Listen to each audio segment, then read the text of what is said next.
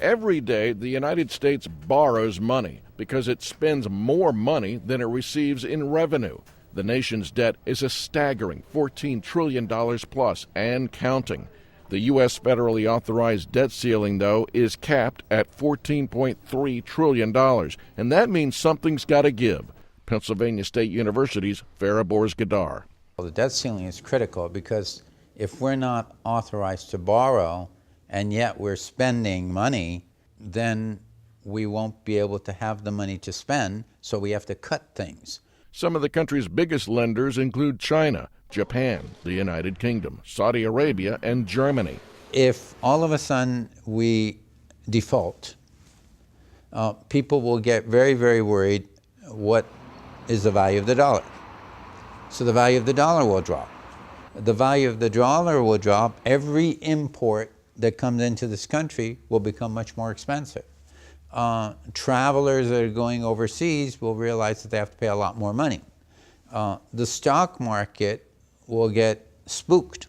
It happened in Argentina beginning in the 1990s, when that country got itself into so much debt that it defaulted on its loans. Gadar says the result was a sudden drop in the country's currency. Investors pulled out, unemployment shot up, trading partners in the region like Mexico and Brazil were hurt economically, and Argentina's reputation paid a high price. All of a sudden the value of the currency drops, people get afraid, they don't go and invest in there. A number of people start to send their money out because foreigners refuse to come and make investments, and it really does have a substantial negative impact on economic growth. But that scenario is very unlikely to happen in the U.S. The most important one is that we've borrowed in dollars, and we can print dollars. So therefore, foreigners know that they can get their dollars, but that will be highly inflationary. So being a reserve currency, and that's what it's called, being a reserve currency, gives us a great deal of flexibility, and that we don't have to earn the foreign currency to pay it. We can actually print it. Whatever Congress decides in the near future, J.D. Foster at the Heritage Foundation says the U.S. will pay its debts. We have plenty of revenues coming into the Treasury. You don't have to issue debt to have tax revenue come in. Obviously, tax revenue continues to come in. So they'll continue to make payments on interest on the debt and roll over the debt. Meantime, Gadar says what lawmakers should not be doing is suggest in any way that the U.S. would not pay its debts or would not raise the debt ceiling. Even the talk about it could increase it by 5%, by up to 5% or 6%. And if such an increase occurs, every 1% on the debt is about $140 billion.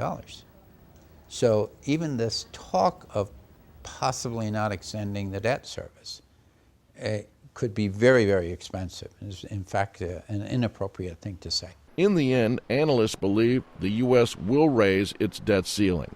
Well, it's not a fear here because the United States is a responsible country at the very center of the global financial system. Argentina is a tangential country which, while having large debt relative to the size of their economy, is minuscule relative to the global financial system. But at some point in the future, the U.S. might find its debt is no longer acceptable around the world. We're not there yet, and the credit markets are telling that very plainly because interest rates are so low. The credit markets will decide when we are starting to get out of bounds. And they will tell us very clearly because interest rates will start shooting up.